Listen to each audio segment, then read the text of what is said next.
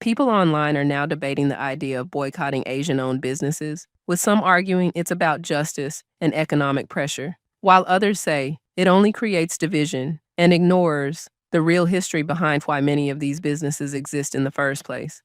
Okay, this whole Asian boycott thing, are y'all serious? And just like that, he gave me the push I needed to leave Asian nail shops behind. I'm not spending another damn. When they George Floyd, did you stop going to white businesses? Did you stop shopping at IKEA?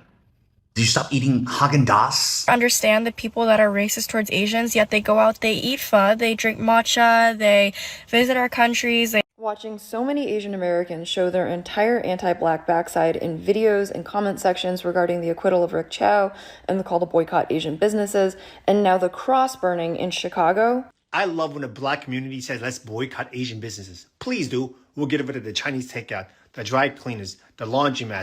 It is so damn ironic of you to bring up Chinese restaurants and dry cleaners and laundromats, because we didn't choose those jobs. We were actually forced into them due to the anti-Asian laws created by white Americans and white European immigrants. And the only reason why those businesses survived was largely because of the support of Black people. But a lot of you bootlickers don't know your history. And for that, I'm gonna have to take you to school. Domain expansion. Infinite TED Talk.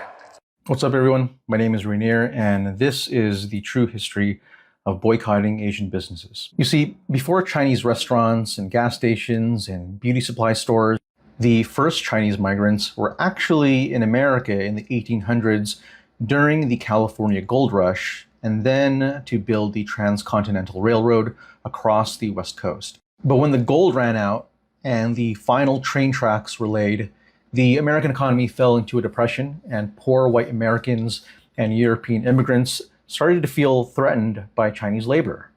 And so what do? They joined anti-coolie clubs, and they advocated for anti-coolie laws that would limit the opportunities of Chinese laborers and tax anybody who hired Chinese workers. The racism was so bad that Chinese people were hunted down in their neighborhoods, beaten up by mobs of white men, or just straight up lynched in the streets.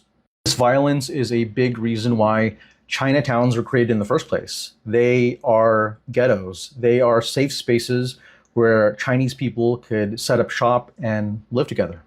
But because of these anti-coolie laws, the only businesses that they could set up and get financing for were restaurants, grocery stores, and laundromats. Quick side note, so you should definitely watch the Warrior series because it's based on the writings of Bruce Lee, and it's set in the 1870s during all this anti-Asian racism. But even though Black people were fighting their own freedoms at the time, they still took the initiative to speak up for Asians. And in 1869, the great Frederick Douglass gave the Composite Nation speech, where he said, "Let the Chinaman come. He will help to augment the national wealth.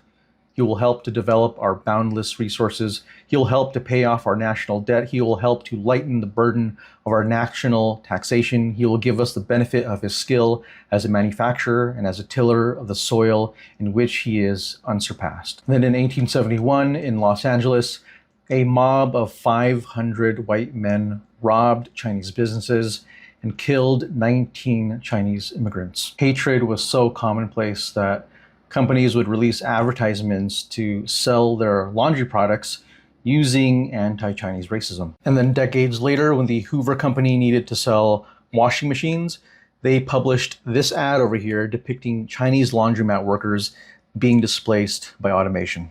Now, if you watched Sinners, you probably remember the two Asian characters over here who ran a grocery store. And a lot of people were kind of confused why they were included, but that's because many Asians who left the West Coast due to a lack of work and racism, they fled to the South to work on sugar and cotton plantations. Many of those same Asians set up grocery stores in those Black neighborhoods, which means Black people were speaking up for Asians in the West Coast and putting dollars into our businesses in the American South. Fast forward to the 1980s when Vincent Chin was bludgeoned to death with a baseball bat by two white men who thought that Vincent was Japanese. Ronald Ebens and Michael Nitz recently lost their job at the Chrysler factory, and they blamed the Japanese car market for destroying the American automotive industry, and so they killed Vincent Chin. And when the Asian community needed to seek justice, who showed up for us? Jesse Jackson. I could honestly keep going, but I'm going to end on this note.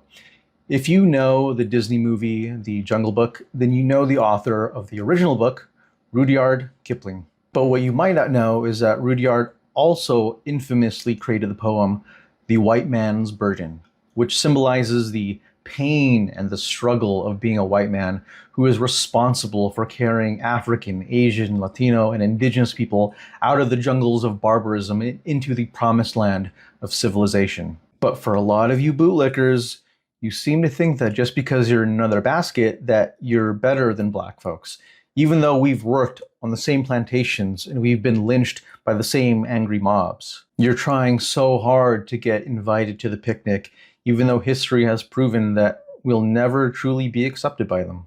And in fact, history shows us the opposite. History has shown us that even though black people have no reason to invite us to the cookout, for well over a century, they have still had the heart to save us a plate. So to all you ungrateful Asian bootlickers out there crying about black people boycotting Asian businesses, just know that this protest doesn't come from nowhere. It came from over 100 years of showing love to Asian people and not receiving that same love and support in return. And goddamn, I think it's time that we need to return the favor. A lot of commentary highlights how Asian communities were pushed into certain trades due to historical discrimination, and how over time those same businesses became deeply connected with black neighborhoods, both economically and culturally. Some voices are pushing back strongly against the boycott idea, calling it unfair and unnecessary. Yo, this boycott might be the wake-up call that Asian people really needed. Hear me out. Everybody worried about how this boycott is going to hurt Asian businesses, but I'm more interested in what this boycott is going to make us become. Let's be real. Most of us are operating on formulas that were built 30, 40, 50, 60 years ago by our parents and grandparents. Shit not the same no more. The world changed since then. Technology changed. Communication changed. Man, everything changed. The only thing that ain't really changed is our systems. And here's another thing. Most other people look at Asians like we all the same, but that could be farthest from the truth. Because Asians as a whole is actually divided as Chinese, Vietnamese, Korean, Japanese, Cambodian, Thai, Filipino. Those are all people from different countries. We completely different people. But in America, everybody looks at us like we're the same. So this boycott ain't just going to affect one group of Asians. It's going to affect Asians collectively in America. And history has shown when pressure is applied to different groups of people at the same time, it has a way of making us realize that we got more in common than we actually thought. So could this boycott hurt many Asian businesses? You damn right. But could it also wake the Asian people up in a way that we never saw before? Absolutely. It could make us rethink how we operate and come up with new formulas instead of relying on old ones. It could make younger Asians start stepping up in a way that Asians ain't never stepped up before. Because one thing we Asians have always been good at is adapting. When times get hard, we adjust. When old opportunities disappear, we make new ones. When doors close, we build our own. So the question shouldn't be, what if the boycott hurts Asians? The question should be, what if this boycott wakes us the fuck up?